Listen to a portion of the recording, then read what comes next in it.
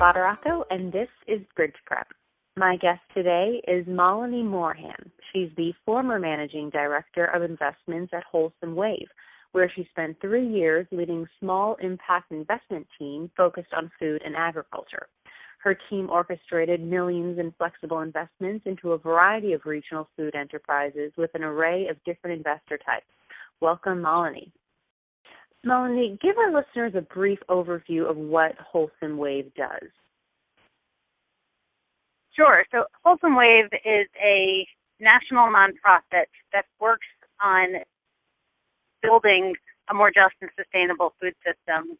The hallmark work of the organization was around a nutrition incentive program and a program that's called Double Value Coupon, which basically is like a buy one, get one coupon for a low-income shopper to use along with SNAP to buy double their value of their dollars at farmers markets so that they can get better access and affordability of fresh, healthy, locally produced foods, and farmers can increase their income and sales in their communities. The Hallmark Nutrition Incentive work allowed Wholesome Wave to see a lot of different entrepreneurial activity happening in the food space, specifically the local food space across the country. And I came on to help build out an investments team so that we could figure out how to help some of these dynamic, growing businesses get better capitalized. And tell us a little more about how you got started with Wholesome Wave in the first place. Sure. So I actually spent a number of years in the corporate side, and I often call myself a corporate expat. I spent about a decade in the private sector, first as an investment banker on Wall Street, and then went to spend some time in the AmeriCorps Vista, then went to graduate school and got an MBA, and then I went to work for a global management consulting firm. I got a lot of experience working with big corporations on large strategy projects. I left my very fast-paced, high-octane consulting career and took some time off. And in that time off, I was exploring topics and issues that I really felt very passionate about, but also wanted to be able to apply a level of business acumen and analytical rigor to solving. And that got me to food and farming. And so I started working with a group of farmers, getting involved in the small business food enterprise side, and met the leaders and co-founders of Wholesome Wave while at a couple of farming conferences, actually, and started talking to them about the needs for right-sized capital and flexible capital to help launch some of the food and agriculture businesses that are in the landscape now.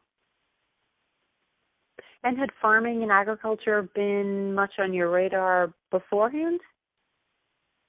It was to a degree. It's always sort of been like a drumbeat. I didn't have one or two aha moments. Growing up, my family was very focused on healthy foods. My parents were both immigrants from India, and so they brought over a rich set of cultural food traditions. My father gardened quite a lot, was an organic gardener. We upheld a lot of cooking and food traditions at home. I was certainly exposed to farming, nearby farms growing up, but that was about it. And then went on, something of a hiatus, I suppose, in being interested about food through high school and college. But I think when you go out on your own and you start cooking for yourself, you get reconnected with a certain independence around food and reconnected with the issues around food. I also, read a lot of novels about farmers growing up and was always, engaged in the challenges that farmers across the globe have in terms of making a good livelihood. And so those issues have always sort of been an undercurrent. The sort of most recent things that when I left consulting, I started reading Omnivore's Dilemma, and that was a nice reminder of just how much the current day's issues are still in need of a lot of problem solving and solutions. Sure. Now let's talk a little bit about your time in private equity and consulting. How would you say that experience shaped your time with Wholesome Wave? Sure. So it was management consulting. Our clients were often companies, corporations in some cases, different organizations on the NGO side that were looking for very rigorous and structured sort of approaches to solving problems.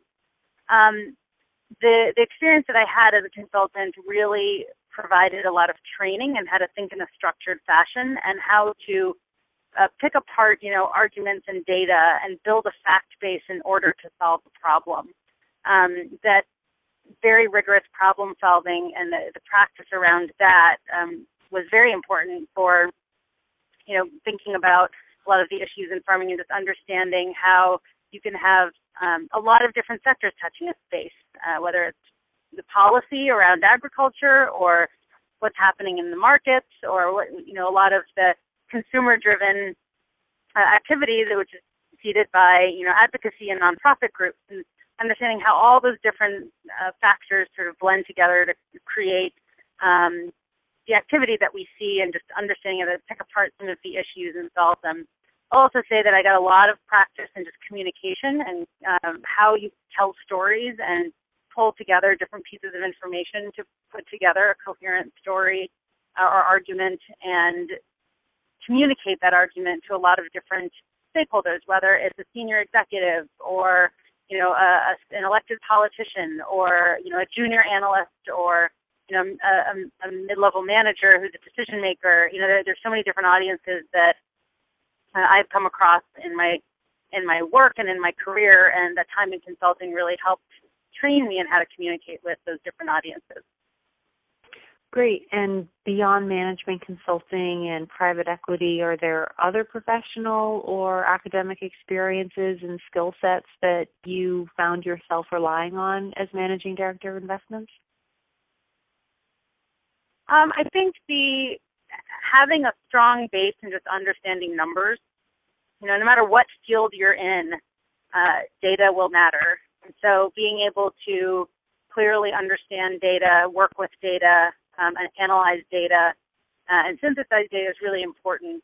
So that's been number one. I think often a lot of my strong experiences have been in situations when people either don't have the right data, don't know how to get it, don't know how to interpret it, or they have the data and they don't know how to interpret it or analyze it. And it's been, connecting goals and intentions and sort of plans to a very strong set of, financials or numbers or data that's actually there. And so there's, on one hand, you often have people who can speak in big ideas, and on the other hand, you have folks who are able to speak in very, very small, specific types of ideas, and it's important to be able to speak across both and understand how to connect both things to each other. So tell us one thing that might surprise our listeners about what's required or involved in a career in managing investments. Two things. I think number one, having a perspective, always, doing your research and pulling together the right information and fact base, and then coming up with a perspective is pretty important. And I don't think enough people, as they're coming up in their career, appreciate that, when they have a perspective, that matters, and it's important. It may not always be accepted or agreed with, but it's important to at least start with a perspective and defend why you have that perspective. But also, be willing to change it based on, the teams you're working with and the information you have. Secondly, on our team and in our line of work, we were assessing small and new enterprises quite a lot. So we were working with a lot of entrepreneurs, and we had to do a lot of vetting, screening, and assessment of, different business owners and entrepreneurs, and really taking the time to understand sort of the people behind, the management. I think anyone involved in investments at the level that I was at will always tell you management is one of the most important factors in a business succeeding. And just getting behind, who are the people involved, how do they make decisions, how do they handle conflicts, how do they, use their resources, how do they treat other people, how do they manage in order to deliver results. Those things are very real and very important. Now, we mentioned that you're the former managing director for Wholesome Wave. So what are you working on today? Yeah, so on my team, we were working with a very, very specific set of businesses that were called basically farm aggregators. They aggregated farm products from local farms and sold them into a variety of restaurants and institutions, and in some cases households. And those farm aggregators, we found, were having challenges in their operations and challenges particularly around sales. And so some of those challenges needed to be solved first before we could actually make investments in some of these businesses. And so we took a step back and we began incubating a venture that is now spun out into its own company called Fairy for Traders. And I have spun out with that company. And so myself and a partner are building out Fairy for Traders, which is a new enterprise built to help make it much easier for institutional chefs and large-scale buyers to source local foods from regional farms. And it's been pretty exciting. It sounds like it. I'm curious, have you always had this entrepreneurial drive? Is there any person or perhaps is there something in particular that inspired you to pursue your entrepreneurial endeavors? That's a great question. I have not always had an entrepreneurial drive, and I think an entrepreneurial drive can get cultivated. It boils down to, what's motivating you, and there are problems that I want to see solved that I believe can get solved in a market context, and that's what's driving a lot of my energy around this entrepreneurial endeavor. And in the course of, the work that I've been doing over the last 3 to 5 years, helping these food and agriculture businesses get capitalized, I've really begun to feel that entrepreneurial drive come out, and I think it's important for people to know that, you're not just born an entrepreneur. Some people are, some people are sort of wired from day one to do very entrepreneurial things, but entrepreneurial energy can manifest in a lot of different forms. And it can also get cultivated over time. And at the end of the day, it's about, being resourceful and being really initiative driven, kind of being a self-starter and going out and just finding a way to solve specific problems that you want to see solved and building something. So is any of that made more difficult by the fact that you're working with a partner on this? I know oftentimes entrepreneurs get pegged as, independent, go-getters, but I guess tell me a little bit about the experience of working with a partner in this venture. Yeah, so I believe that there are entrepreneurial teams as well. The dynamic of being entrepreneurial is one that can sometimes be even enhanced by a team when you know that you have other folks to work with, skills that can complement yours, that can help you move faster or better or be more effective and impactful. The Wholesome Wave, the organization where I was before, was a very entrepreneurial organization and would just, devise up, really cool little programs and just test them out just to see what would happen and bring them back and retool and iterate and put them back out again. And there was a certain cycle of iterative testing and problem solving that is very, very typical of an entrepreneurial organization that we saw there. And that was happening in a team dynamic, with a team dynamic and in a team format. I think the new venture that I've launched, I have 2 partners, and it's certainly, there are trade-offs. When you're independent and alone, you can make decisions and be very, very quick and agile. Sometimes they're not always the right decisions because you haven't necessarily gotten all of, a great set of input that may help you make better decisions.